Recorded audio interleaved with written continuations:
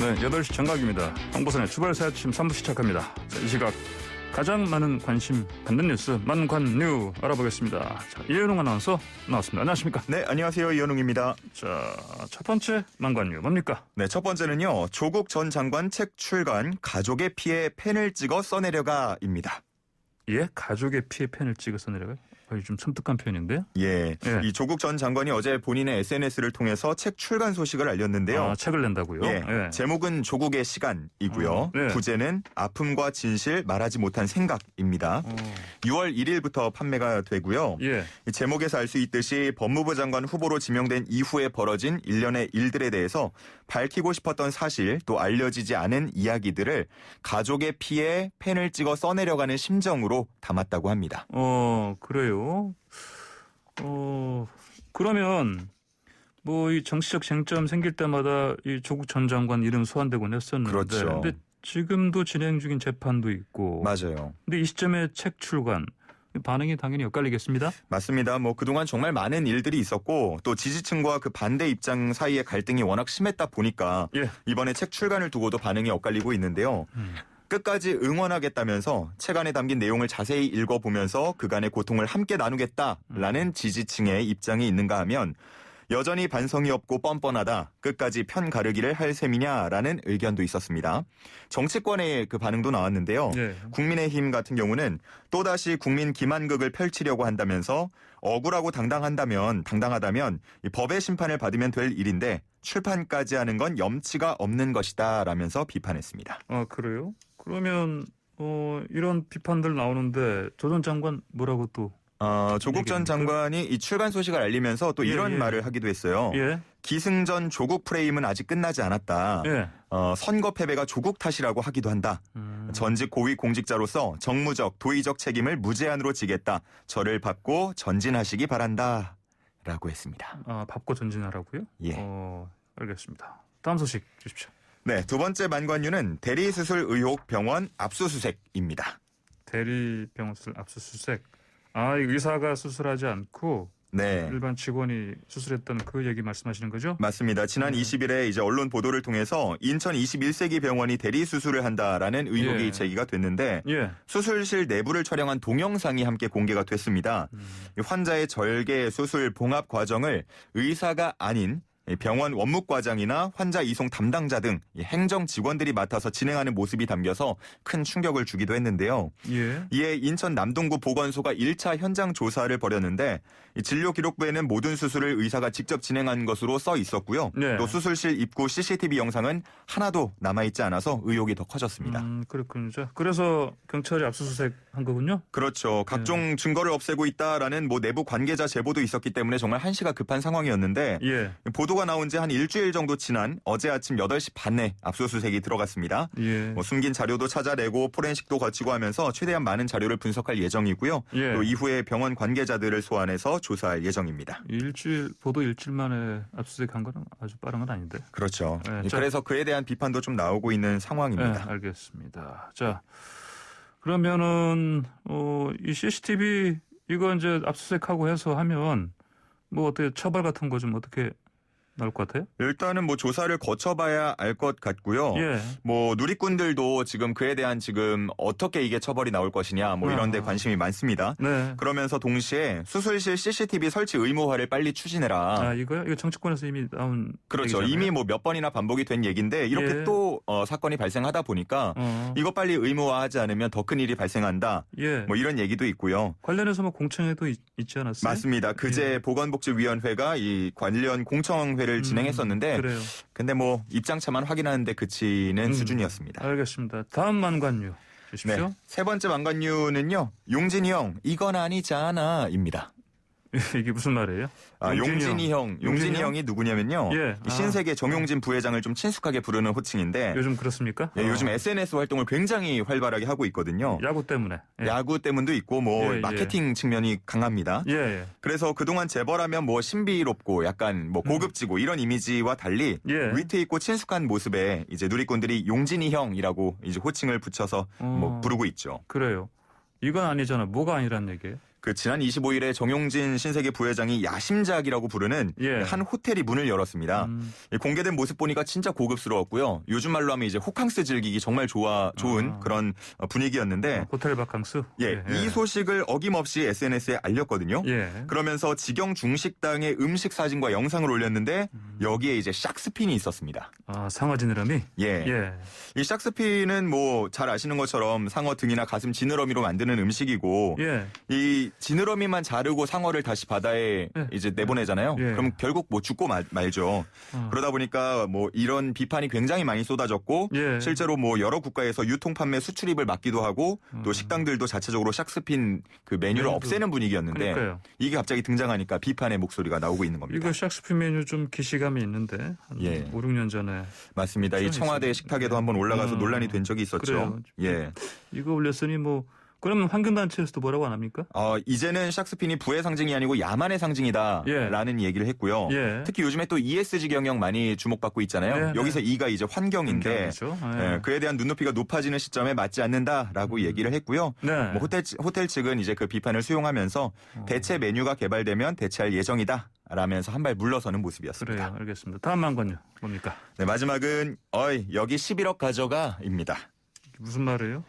이게 미국에서 최근에 벌어진 일인데 한 편의점 주인이 버려진 복권 중에 11억짜리 당첨 복권을 발견했는데 그걸 자기가 갖지 않고 주인을 찾아줬다는 얘기가 전해졌습니다. 발견했다는 게 그게 흔히 말하면 우리가 뭐 긁는다고 하잖아요. 맞아요. 아니면 뭐 알아본다든지. 맞아요. 그러니까 이 복권을 산 사람이 점심시간에 잠깐 나와서 긁다가 그냥 놓고 갔고. 아유 뭐 어차피 또 안 되겠지 하면서 버리고 갔는데 이게 당첨이 됐던 거였습니다. 처음에는 이제 주인이 가질까 하다가 뭐 CCTV를 돌려보거나 했겠죠. 그 복권을 산 사람이 단골 손님이란 걸 알게 된 거예요. 그래요? 그러니까 가족 회의를 거쳐서 끝내 돌려주기로 했다. 이런 좀 약간 훈훈한 소식이 전해졌습니다. 그래요? 이게 그럼 뭐 좀 그래도 사례금 줘야 될 거 아니에요? 예, 사례금을 주긴 줬습니다. 근데 이게 100만 달러 상금 중에 100분의 1, 1만 달러. 그러니까 우리 돈으로 하면 한 1,000만 원 정도, 1,100만 원. 예, 줬다고 합니다. 뭐 저 같으면 절반은 줄 것 같은데 뭐 그 정도 그렇더라도 뭐 예. 네, 안 준 것보단 낫죠. 그렇죠. 알겠습니다. 오늘의 망관은 여기까지 듣겠습니다. 고맙습니다. 네, 감사합니다.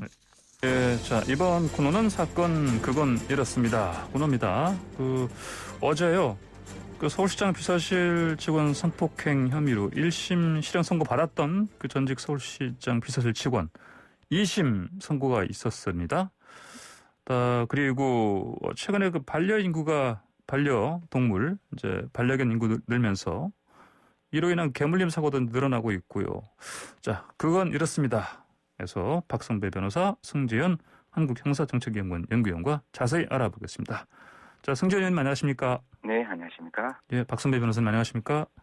안녕하십니까? 예, 먼저 박 변호사님 고 박원순 전 서울시장 비서실 직원 2심에서도 실형 받았네요? 이게 어떤 의미인지 정리해 주십시오. 예. 예, 그 항소심 재판부가 어제 27일 준강간 치상 혐의로 재판에 넘겨진 서울시장 비서실 직원에게 1심과 마찬가지로 징역 3년 6월을 선고했습니다. 예. 이 피고인인 1심에서와 달리 항소심에서는 혐의를 인정하면서 3차례에 걸쳐서 재판부에 반성문을 제출한 바가 있습니다. 예. 그렇지만 항소심 재판부는 피해자가 상당한 정신적, 신체적 피해를 겪었을 것으로 보이고 2차 피해도 상당하다. 같은 직장 동료 사이 성폭력 범죄가 피해자와 사회에 미치는 영향이 중대한 것을 보면 죄질이 나쁘다고 판시하면서 다만 잘못을 반성하고 있는 점, 형사처벌 전력이 없는 점은 유리한 정상이라면서 1심이 양형 조건이 되는 사항들을 모두 종합해 판단했고 1심의 양형이 너무 무겁다거나 가볍다고 보기 어렵다면서 그 양형 이유를 밝혔습니다. 예, 승재현 의원님 이게 그 21대 총선 전날에 벌어진 일이죠, 이게? 사건이? 네네, 맞습니다. 예. 이게 총선 전날인 4월 15일 이제 총선이 있었는데요. 예. 그 전날 이제 그 회식 있었는데 그 회식에서 지금 이제 피해자가 이제 술이 취해 있었는데 이 가해자가 그럼 집으로 돌려줘야 되잖아요. 집으로 갈 수 있도록 만들어야 되는데 이제 특정 모텔에 들어가서 이제 성폭행하고 그 다음에 이 성폭행으로 인해서 피해 여성이 한 6개월 정도의 치료를 요하는 그 뒤에 상해가 발생했는데요. 사실 이게 뭐 성폭력 사건이다 보니까 저도 되게 이렇게 어디까지 어떻게 말을 해야 될지가 혹시나 2차 피해 때문에 되게 조심스러운데 그런 상황에서 이제 가해자 입장에서는 나는 성추행만 했다. 예. 성폭행은 내가 하지 않았다. 뿐만 아니라 피해 여성이 입은 외상후 스트레스 장애는 박원순 전 서울시장 때문에 발생했는 것이지 예. 내가 일으킨 것은 아니다라고 범죄 일부 사실을 부인했었어요. 예. 그럼에도 불구하고 법원은 이 피해자의 진술이 일관되고 또 이 그 외상후 스트레스 장애도 지금 있는 중간간으로부터 발생했다라고 볼 수 있다라고 해서 이제 모든 점에 대한 사실을 유죄로 인정해서 3년 6개월 실형을 구형했는 겁니다. 예, 그렇군요. 자, 박 변호사님, 네네. 1심 선고에서 그때 징역 3년 6개월 선고받았고 2심도 네네. 같은 좀 형량이네요? 네, 그렇습니다. 예. 1심에서 피고인은 성폭행 사실이 없다. 예. 그리고 피해자의 외상후 스트레스 장애도 자신의 행위로 인한 것이 아니라는 주장을 하였습니다. 예, 예. 그렇지만 1심은 공소 사실을 모두 유죄로 인정했는데 먼저 성폭행 사실과 관련해서는 이 범행 상황이나 피고인과 피해자의 기존 관계 등을 보면 예. 피해자가 경험하지 않은 사실을 꾸며냈다고 보기 어렵다고 판시합니다. 예. 최근 업무상 위력에 의한 성범죄에 관한 대법원 판례 내용을 보면 사전에 충분한 정서적 교감이 없는 이상 신체적 접촉 그 자체로 업무상 위력을 행사하였다고 판시하는 경향이 있는데 이 동료 간의 성폭행의 경우에도 사전에 충분한 정서적 교감이 없는 이상 술에 취해 한거불능 상태에 빠져있는 피해자에게 신체적 접촉을 시도한 것 자체로 특별한 사정이 없는 한 성범죄가 성립한다는 판시를 한 것으로 보입니다. 예. 아울러서 피해자의 외상후 스트레스 장애도 피고인은 박 전 시장의 성추행으로 인해서 발생한 상황이다라고 주장하고 있지만 예. 1심 재판부는 이 피해자가 박 전 시장의 성추행으로 정신적 고통을 당한 점은 사실이지만 병원 상담 기록과 심리평가 보고서 등을 종합해보면 이 사정이 피해자의 외상후 스트레스 장애의 직접적인 원인이라고 볼 수 없다. 즉 범행 이후에 피해자가 병원에 내원해 상담한 기록이나 수사와 재판 단계에서 심리평가를 받은 보고서 내역을 볼 때 외상후 스트레스 장애는 피고인의 행위로 인한 것이다라고 판시를 한 것입니다. 예. 승 의원님, 이게 반성문을 근데 지금 피고인이 제출을 했는데 네네. 형량 변화가 없네요. 사실 저는 매번 이야기를 하지만 지금 있는 사건에서 피해자는 가해자를 용서하지 않아요. 이 피고인을. 예. 그런데 법원에 반성문을 제출했다고 법원이 이걸 양형참작 사유로 보는 거는 저는 어느 면으로 보나 너무 어색하고 불편하거든요. 예. 피해자는 저 사람을 용서하지 않고 저 사람이 나에게 한 행위에 맞게 걸맞게 죄질에 합당한 형량을 부과해 달라라고 피해자는 절규하고 있는데 법원의 입장에서 반성문을 제출했으니 그 반성문에 따라서 형을 감경하겠다, 양형참작 사유로 보겠다. 저는 이 부분은 법원이 지금 판결과 동일하게 나머지 판결에서도 동일한 판단을 해야 되는 것이고 성폭력 범죄에서 가장 중요한 것은 피해자가 그 행위에 대해서 정말 진지하게 처벌 불원의 의사 표시를 했을 때는 논외로 치더라도 지금같이 반성문을 제출했다는 이유만으로 감형하는 것은 지양되어야 된다. 절대로 허용돼서는 안 된다라는 거고 이 사건에서 제가 봤을 때 나름대로 또 의미가 있었는 거는 1심에서는 방금 저 변호사님하고 저하고 얘기했듯이 일정 부분 범죄 사실을 부인했지만 사실 항소심에서는 모든 범죄 사실을 다 인정하는 거거든요. 성폭행도 했다. 그다음에 외상후 스트레스 장애도 나 때문에 일어났다. 모든 범죄 사실을 인정했음에도 불구하고 보통 1심에서 범행을 부인하다가 2심에서 범행을 자백하면 그 부분은 양형참작 사유로 봐주는데 지금 같은 경우에는 우리 법원이 굉장히 성폭력 범죄를 엄단하고자 하는 의지가 드러난 판결이라서 그 부분에 대해서도 법원은 감경을 하지 않았다. 이런 부분들은 앞으로 판례에도 많은 영향을 미칠 수 있다. 이렇게 말씀드리겠습니다. 예, 박 변호사님. 사실 근데 지금 승 의원님 말씀하신 것처럼 이제는 2심에서 이렇게 반성문 내고 하면 이게 좀 가만히 되곤 했었는데 그렇지 않았습니까? 근데 네네, 그렇습니다. 이게 바뀌네 보니까요, 추세가? 사실 항소심에서 피고인은 공소 사실을 인정하되 다만 1심의 형이 지나치게 무겁다는 항소 이유를 주장했습니다. 그러면서 이 첫 공판 단계에서부터 결심 공판에 이르기까지 피해자와 합의를 위해 노력하고 있다는 입장을 밝혀왔는데 피고인 입장에서는 형량에 관한 항소심이 마지막 재판입니다. 즉 징역 10년 이상이 선고되는 사건이 아닌 이상은 대법원에 상고를 할 수 없는 상황이다 보니 예. 최근 추세에 비춰보면 유죄를 피하기는 어렵고 그렇다면 공소 사실을 인정하되 반성하는 모습을 보이고 피해자와의 합의를 하는 것이 유리하다고 판단한 것 같습니다. 예. 무엇보다도 피해자와의 합의만 성립되면 성범죄의 경우에 강간은 징역 3년, 강간치사는 징역 3년 6월, 피해자와 합의가 성립한 경우에는 집행유예가 선고되는 것이 사실상 공식이라고 평가할 수 있는데 예. 무엇보다 피해자와의 합의에 중점을 둔 것으로 보입니다. 그렇지만 피해자 측은 합의 거부 의사를 지속적으로 밝혀왔습니다. 항소심 결심 공판에서도 피고인의 행위에 합당한 형사처벌이 내려지기를 바란다는 입장을 밝혀왔고 예. 무엇보다도 피해자와 합의가 되지 않은 상태에서 반성문을 제출한 것 자체로 항소심이 형을 감경할 이유는 없다고 판단한 것 같습니다. 피해자가 용서를 하지 않는 한 1심 선고 형량이 양형 기준의 범위 내에 있다. 그렇다면 항소심이 공소 사실을 피고인이 인정하고 반성문을 제출했다고 해서 굳이 그 형을 바꿔야 하는가라는 근본적인 문제의식을 가지고 네. 1심의 형을 그대로 유지한 것으로 보이고 이러한 경향은 다른 재판, 즉 하급심의 재판 관례에도 일정 부분 영향을 미칠 것으로 보입니다. 네. 그리고 이미 하급심의 다른 재판들도 예. 이와 같은 방식으로 형을 정하고 있기도 합니다. 예, 알겠습니다. 피해자 측에서는 이번 재판 결과에 좀 입장을 좀 밝혔습니까?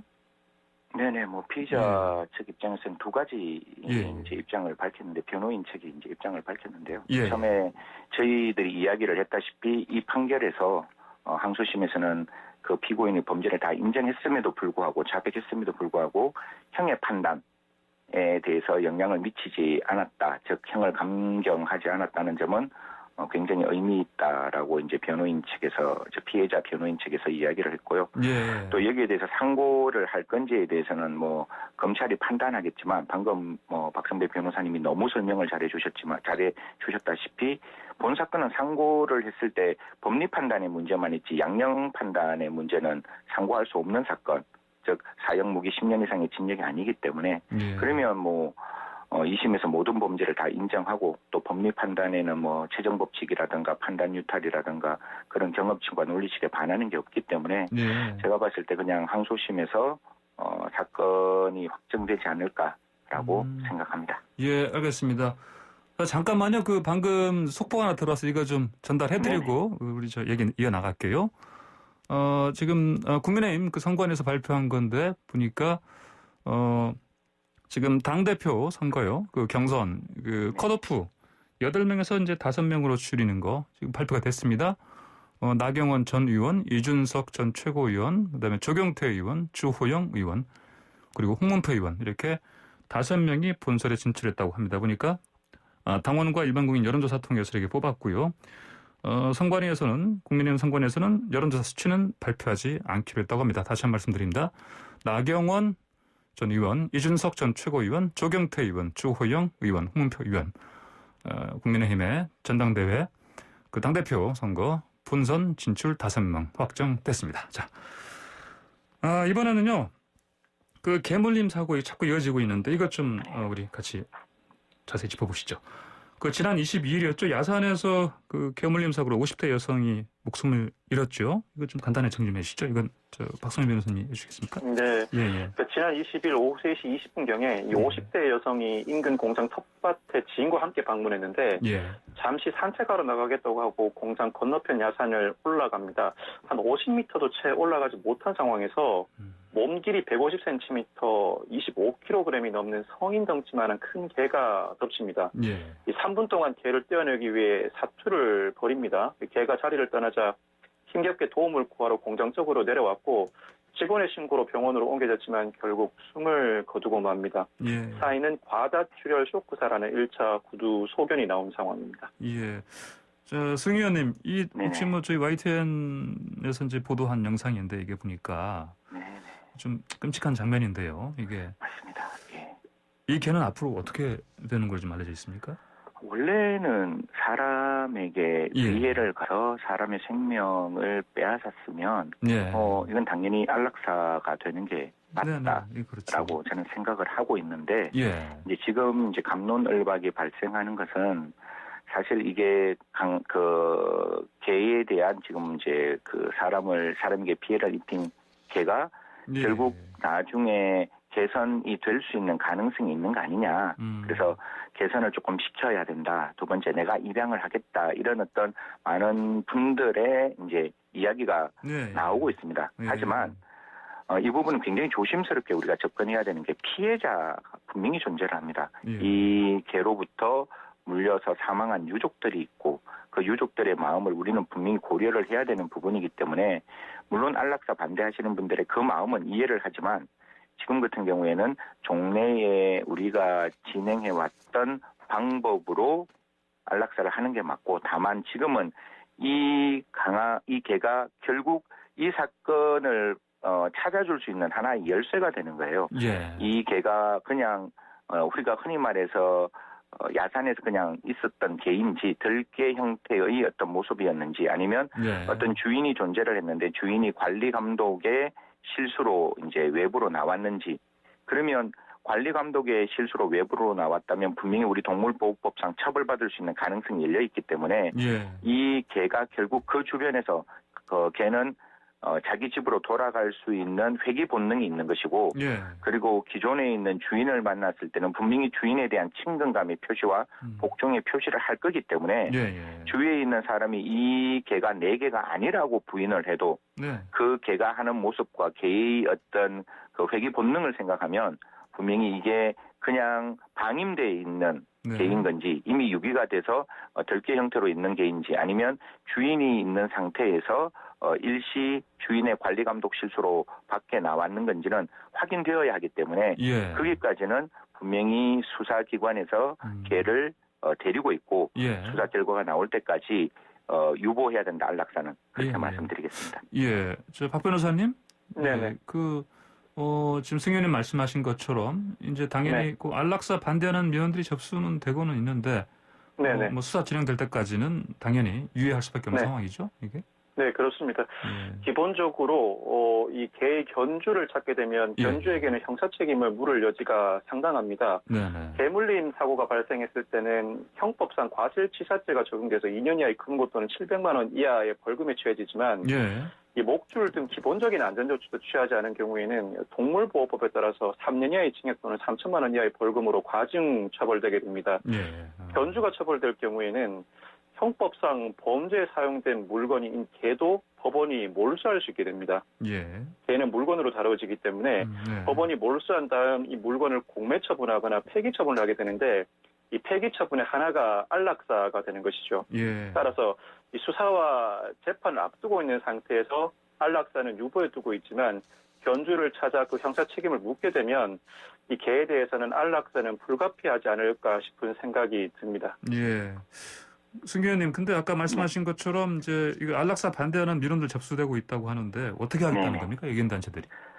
의견단체 입장에서 아까 제가 앞서 말씀드린 바와 같이 일단 입양을 해서 내가 이 개를 키우겠다라고 이야기를 하는 입장과 또 이 개가 가지고 있는 공격성을 충분히 낮출 수 있는 거 아니냐라는 입장 뿐만 아니라 이 개의 입장에서도 분명히 그 킬로그램 수가 일반 그 개의 크기에 비하면 굉장히 작다라는 이야기도 나와요. 지금 25kg 정도 된다면 굉장히 이제 굶주려 있을 상태였기 때문에 그 개가 가지고 있는 그런 상황에서 발생했는 거라서 어떻게든지 이 개에 대해서 안락사를 반대하자는 의견이 나오기는 나오는데요.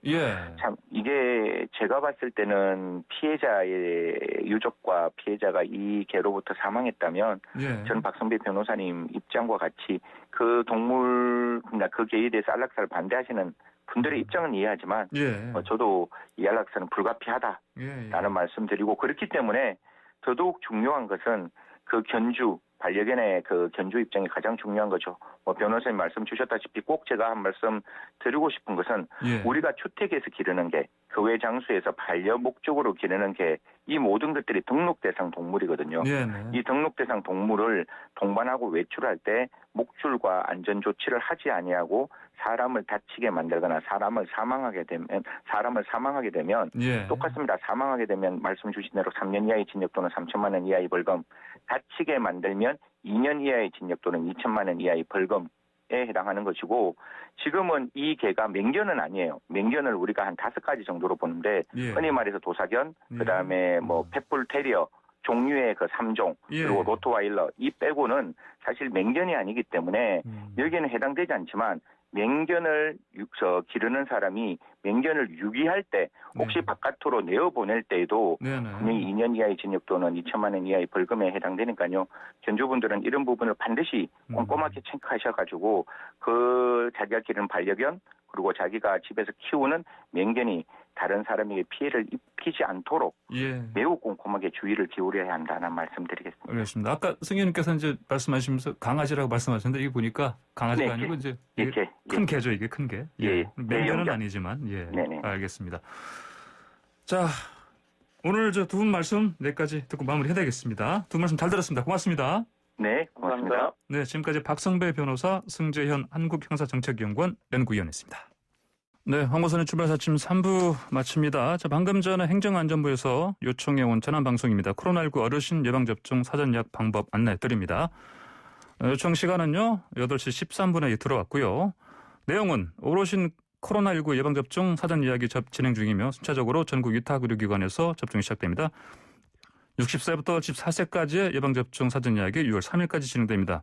65세부터 14세 접종은 5월 27일 어제부터 시작됐고요. 60세부터 64세 접종은 6월 7일부터 시작됩니다. 보호자께서는 어르신 코로나19 예방접종 사전예약과 접종일을 서둘러 챙기시기 바랍니다. 6월까지 접종 순서를 놓치면 하반기 모든 국민의 1차 접종이 끝난 후에 다시 접종 순서가 오게 됩니다. 꼭 사전예약 후에 접종받으시기 바랍니다. 코로나19 예방접종 이렇게 사전예약하십시오. 코로나19 예방접종은 웹과 모바일 사전예약 누리집을 통해서 사전예약이 가능합니다. 누구라도 대리인 예약이 가능합니다. 인터넷이 어려운 분들은 1339 지하철 콜센터로 전화하시거나 읍면동 주민센터 신분증 휴대폰 시점에서 방문하시기 바랍니다. 이상 코로나19 예방접종 대응 추진단에서 알려드렸습니다.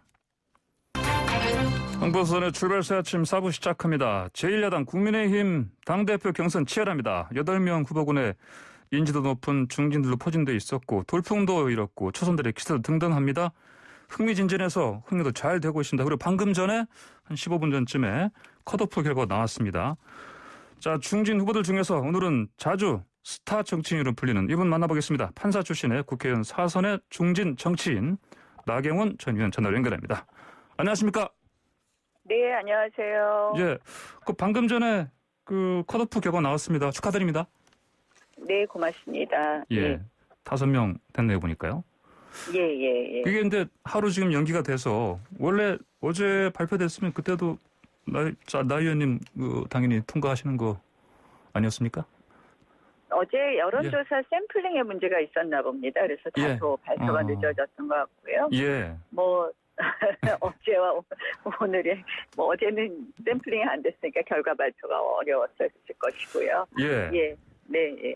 만약에 어제 뭐 예정대로 발표됐더라면 이제 통과하셨다면 오늘 지금 아침 시간에 뭐 원래 뭐 하실 계획이셨습니까? 지금 시간에? 오늘 지금부터 이제 부지런히 또 더 많은 민심과 당심을 들으러 다니는 노력을 했겠죠.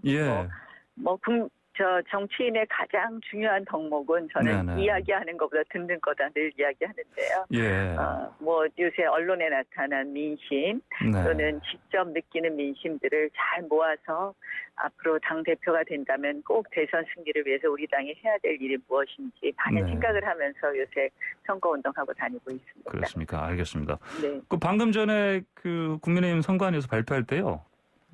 나경원 후보님을 가장 먼저 호명했습니다. 가나다 순으로 발표했다고 들었습니다. 1등이라는 뜻으로 해석하고 싶으진 않으시고요. 알겠습니다. 제가 아직 결과는 못 봤는데요. 가나다 순이라고 누가 이야기해 주더라고요. 알겠습니다. 보니까 여론조사 수치는 발표는 안 한다고 하더라고요. 보니까요. 알겠습니다. 네. 오늘은 어떤 계획 일정 있으십니까? 오늘은 서울시당에서 당원위원장들과 같이 하는 간담회가 있고요. 그 다음에는 오늘은 대구 방문 계획이 있습니다. 그래서 대구에 다녀올 예정이다. 라는 말씀을 드립니다. 알겠습니다. 오늘 근데 보니까 그 국민의힘 긴급의원총회 열리네요, 보니까요. 이게 저는 요새 원외위원장이다 보니까. 그렇더라도요. 이게 보니까 참스타는 아니시지만 이게 보니까 이게 열리게 된 이유가 그 경선 룰 때문에 그런 거지 않습니까, 이게? 예. 그래서 나온 내용이 봤더니 여론조사에서 그 역선택 방지하는 조항. 이것 때문에 보니까 그 이른바 신예 그리고 중진 후보들 간에 견해차가 있는 것 같습니다, 보니까. 저는 뭐 이게 누구한테 꼭 유리하다고는 말씀드리기 어려울 것 같습니다. 근데 이게 원칙의 문제라고 생각을 하는데요. 뭐 제가 최근 여론조사를 보면 그 조항이 역선택 방지 조항이 이번에는 오히려 저한테 없는 게 더 유리할 수도 있겠더라고요. 어떤 여론조사를 보니까. 근데 그렇습니까? 사실은 그게 유불리의 문제가 아니라 원칙의 문제라고 생각을 합니다. 그러나 제가 뭐 여기서 왈가왈부는 하지 않겠습니다. 정해진 대로 따라가겠습니다. 알겠습니다. 저기 유경준 의원이요. 호남 청년 그리고 다른 당 지지자들 배제된 현행 룰에 대한 문제 제기를 했는데 이건 좀 어떻게 보십니까? 이게 그러니까 이제 역선택 방지 조항이 다른 당 지지자를 배제하는 것인데요. 이거는 당 대표를 뽑는 거거든요. 당 대표는 정당의 대표를 뽑는 것이기 때문에 실질적으로 다른 당 지지자들이 우리 당 대표를 뽑는다는 거는 조금 문제가 있지 않을까 이렇게 생각을 하고요. 그 호남과 청년 문제는 다른 것이 아니라 우리 당 당원 중에 호남 비율이 너무 낮고 청년 비율이 너무 낮습니다. 그래서 그런 부분을 앞으로 우리가 보완해서 더 많이 외연을 확장하는 데 노력해야 되는 것이 현실이고 지금 현실이 그렇게 청년과 호남이 적은 것에 대해서는 우리가 많이 반성해야 된다. 그런데 그분들에게만 더 많은 포션을 드렸을 때는 일종의 뭐 등가성 문제가 나중에 있을 수 있기 때문에 근데 현실적으로는 그것을 지금 뭐 룰의 문제로 뭐 또는 표본 추출의 문제로 제기하기에는 조금 적절치 않다 이렇게 봅니다. 알겠습니다. 그리고 연령조사 그 있지 않습니까? 연령대 이것도 40대 이하, 50대, 60대 이렇게 나눈 거 가지고 하태경 의원이 그러면 이거 2030 당원 참여 맞는 거 아니냐 이렇게 또 문제 제기를 하는데. 제가 뭐 내용은 자꾸 거기에 대해서 일일이 말씀드리는 것은 적절하지 않다고 생각을 하고요. 어쨌든 이렇게 우리 당의 경선 룰까지도 관심이 많으시니까 저희 전당대회는 성공한 것 같습니다. 흥행 잘 되고 있는 것 같습니다. 민주당 쪽에서는 많이 부러워하네요. 민주당은 당원이 90%고 여론이 10%인데도 여론을 다 반영을 한다라든지 이런 이야기가 없었는데 저희는 사실 이번에 1차 경선은 5대5였잖아요. 그런데도 늘려야 된다고 하니 뭐 하여간에 우리 당 경선은 성공했습니다. 알겠습니다. 자, 그리고요.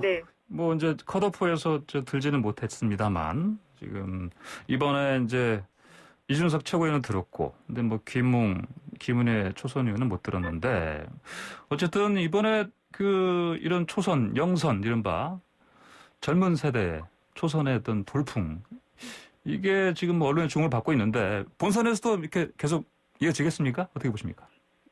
아무래도 이제 세 분 중에서 두 분이 탈락했기 때문에 이제 조금은 그 문제는 이제 그렇게 이어질지는 잘 모르겠습니다. 어쨌든 세 분의 선전에 대해서 저는 굉장히 고무적이다 생각을 하고요. 그거는 아마 우리 당이 많이 바뀌고 좀 더 많은 세대를 아울러라 이런 메시지라고 보고요.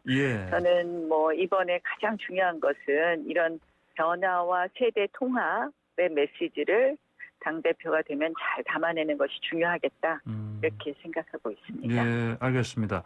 자, 그런데 이렇게 거의 뭐 흥행 돌풍처럼 이렇게 잘 정말 말씀하신 대로 흥행 가도 이어가고 있는데 갑자기 그 개파 얘기가 나와서 좀 그런 것 같습니다. 본질은 개파가 아니라 공정한 경선 관리 문제입니다. 대선 관리. 이번 당대표의 가장 중요한 책무는 첫째도, 둘째도, 셋째도 통합 후보 만들어서 정권 교체하는 거거든요. 그런데 이제 뭐 유승민계의 대표격이다라고 2주 전까지 발언한 분이 당 대표를 하는 경우에 그러면 다른 대선 주자로서는 불안하지 않겠느냐. 과연 공정한 경선이 될 것이냐 하는 불안감이 있을 수밖에 없기 때문에 그 문제를 지적한 거였습니다. 근데 이것을 갑자기 그다음 뭐 다른 논쟁처럼 넘어가고 있는데요. 예. 핵심은 공정한 경선 관리 문제입니다. 예, 핵심은 공정한 경선 관리다. 그러면은 개파 얘기 나오는 와중인데 나 의원께서는 뭐 개파 없는 정치인이다 이렇게 말씀하실 수 있습니까? 저는 사실 예. 이 개파 없는 정치인이라서 공천 때마다 애먹었습니다. 사실 19대에는 특정 개파가 당을 주도할 때는 제가 공천을 못 받았습니다. 그래서 제가 부득이 불출마 선언을 했다가 2년 후에 험지에 출마할 사람이 없으니 나가보라 해서 출마하게 된 것이 동작에 저 19대, 20대 정치를 하게 된 겁니다. 그래서 제가 개파 없는 정치를 했다는 거는 다 아십니다. 그러면 이제 그래서 그런 만큼 어떻게 보면 중립적으로 아주 공정하게 대선 관리를 할 수 있다 이렇게 자신 있게 말씀드릴 수 있습니다. 예, 알겠습니다. 당대표가 되신다면은 정말 공정하게 대선 경선 관리를 하실 수 있다 이런 말씀이시네요. 네. 근데 좀 언론에서 자꾸 나오는 얘기니까 이거 여쭤봐야 되겠습니다. 주호영 의원께서 뭐 찌질한 구태 정치라고 뭐 비판했던 거요. 이거 저거 아니겠습니까? 이준석 전 최고위원, 그다음에 김웅 의원 탈락한 겨냥하신 것 같은데. 근데 이제 나 의원께서도 나 의원께서는 특정 개파 당대표는 안 된다 이런 말씀 아까 말씀하신 것처럼 하셨고요. 예, 말씀해 주시죠. 나 의원님.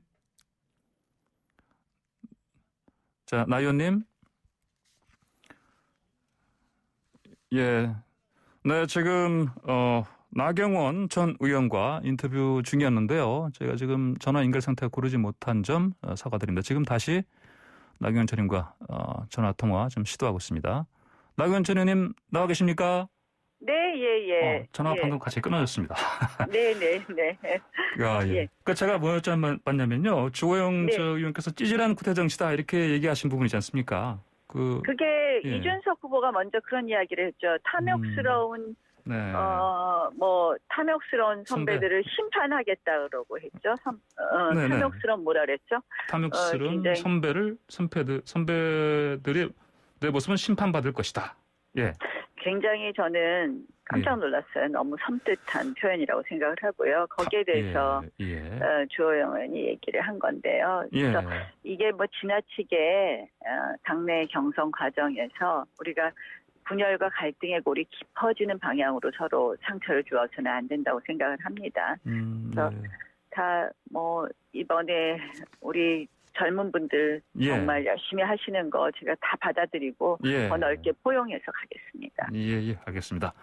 자, 아까 나 의원께서는 이제 뭐 개파도 없고 그리고 뭐 경선 관리 정말 잘하실 수 있다 말씀하셨고 그런데 그러면 이제 이게 이번 당대표는 단순히 관리의 문제를 넘어서 당 안에 있는 후보들도 잘 뛰게 하고 당 밖에 있는 후보들도 다 모셔와야 될 거 아닙니까? 당 밖에 후보요? 그렇기 때문에 그만큼 공정하게 중립적으로 잘할 수 있겠다 이런 신뢰를 안 주면요. 당 밖에 후보가 오질 못하거든요. 그래서 제가 이제 그 부분에 대한 문제 제기를 한 것이죠. 당 밖에 후보라면은 바로 떠오르는 인사가 윤석열 전 총장 같은데요. 윤석열 전 총장, 최재형 감사원장, 김동연 전 부총리 이렇게 보통들 언급들 하시죠. 또 안철수 후보, 안철수 당대표도 있으시고요. 그래서 이제 안철수, 윤석열 이런 모든 문제가 정말 복잡한 문제이거든요. 그분들을 모셔오거나 당의 통합을 해야 되는지 합당을 해야 되는지 이런 절차 문제가 매우 어려운 문제입니다. 사실은 굉장히 굳은 일을 많이 해야 될 자리다 이렇게 생각합니다. 굳은 일을 많이 하셔야 된다. 아까 말씀하신 것처럼 정권 교체해야 된다. 그리고 굳은 일 많이 하시겠다. 공정하게 관리하시겠다 말씀하셨는데 혹시 대선 승리 위한 특별한 보관 세워놓으신 게 있습니까? 저는 우리가 이제 더 많은 세대, 더 많은 지역, 더 많은 계층, 더 많은 가치를 통합해서 정말 우리 당이 용광로 같은 정당으로서 미래 비전과 대한민국의 미래를 제시하는 것은 기본이고요. 승리를 위해서 가장 중요한 것은 야권 단일 후보라고 생각을 합니다. 왜냐, 우리가 그동안에 이 선거에서 교훈을 받을 수 있는데요. 예. 지난번 문재인 대통령 당선된 선거조차도 문재인 대통령의 득표율이 안철수 후보와 그 당시 홍준표 후보 득표율 합계보다 적었습니다. 예. 그건 뭐냐? 야권 단일화가 굉장히 중요하다는 거죠. 지난번 4.7 재보궐선거의 승리 요인이 무엇이냐고 물었을 때 여러 가지가 있겠지만 가장 중요한 것은 역시 야권 단일 후보를 만들었다는 겁니다. 그때도 우리가 분열했으면 절대 이길 수 없습니다. 그래서 제가 거듭 말씀을 드리지만 가장 중요한 것은 야권 통합 후보를 만들어내는 것이다. 그것이 정권 교체의 가장 중요한 조건이고 그래서 당대표의 가장 중요한 덕목은 그 통합을 해낼 수 있는 능력이 있느냐 없느냐라고 생각을 합니다. 그래서 저는 그 부분에 있어서 정말 그동안 오래 정치했던 그 경험을 다 녹여내겠습니다. 제 최선을 다해서 통합 후보 만들어내서 내년에 반드시 승리하도록 하겠습니다. 예, 알겠습니다.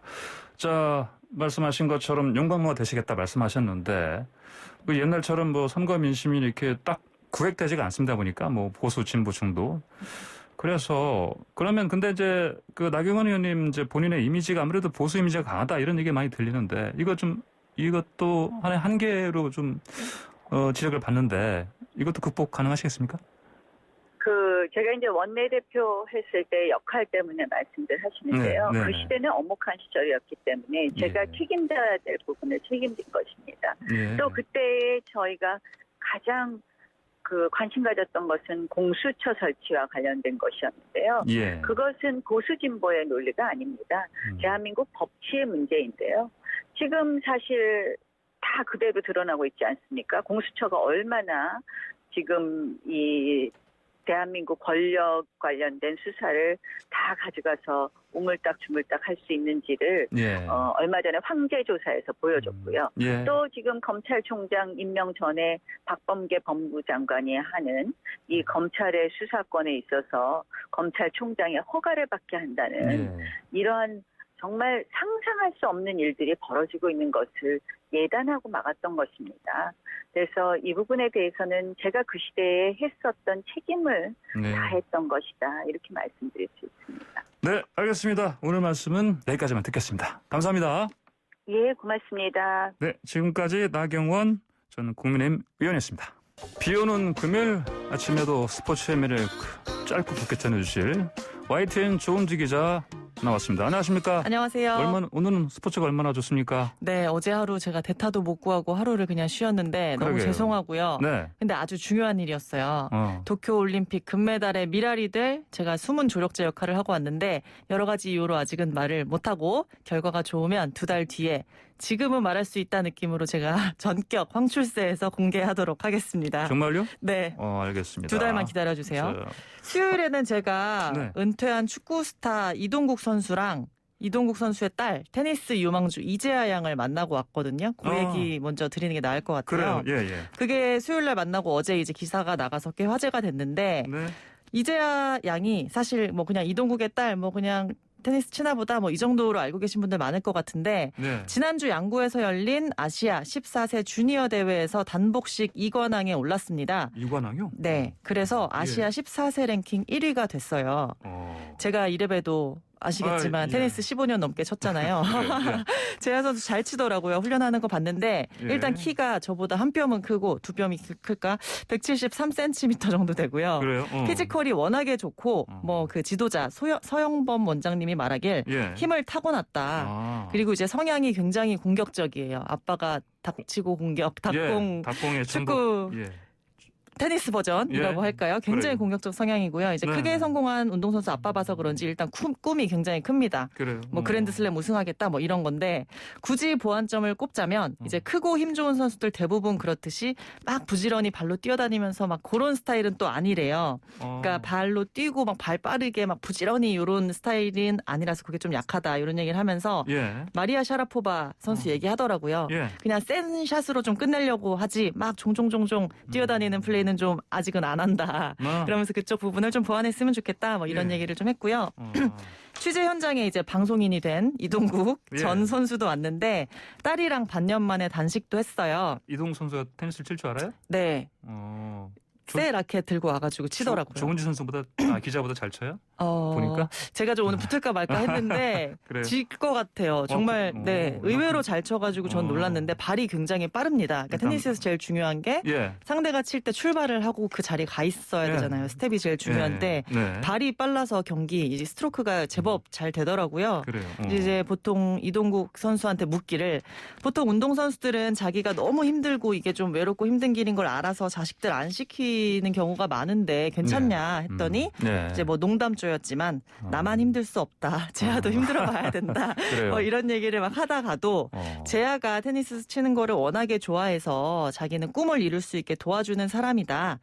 트로피 많이 들고 테니스로 사람들 기쁘게 하도록 자기가 서포트 해주겠다. 뭐 이런 얘기를 했습니다. 그러니까 보면 혹독한 운동 선배였다가 또 딸 바보였다가 뭐 이렇게 오락가락 본인도 그러는 모습이었고요.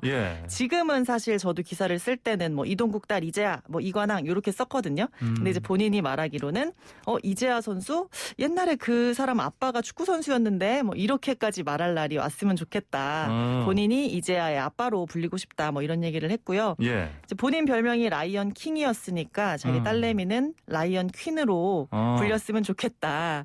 그리고 이제 이동국 전 선수 카톡 보면 환상 발리슛 이렇게 써놨거든요. 그러니까 본인이. 근데 이제 딸내미는 환상 샷으로 그랜드슬램 우승하는 상상 해본다. 뭐 이런 얘기 했습니다. 뭐 이대로만 잘 컸으면 좋겠다 이런 생각이 들더라고요. 롤모델이 일본의 오사카 나오미 선수인데 지금 뭐 워낙에 제일 잘 치는 선수죠. 공격적인 플레이 닮고 싶다고 했습니다. 알겠습니다. 오늘은 스포츠가 얼마나 좋은지 여기까지만 알아봤습니다. 감사합니다. 네, 황호선의 출발새 아침 꿈일는 순서 마칩니다. 감사합니다.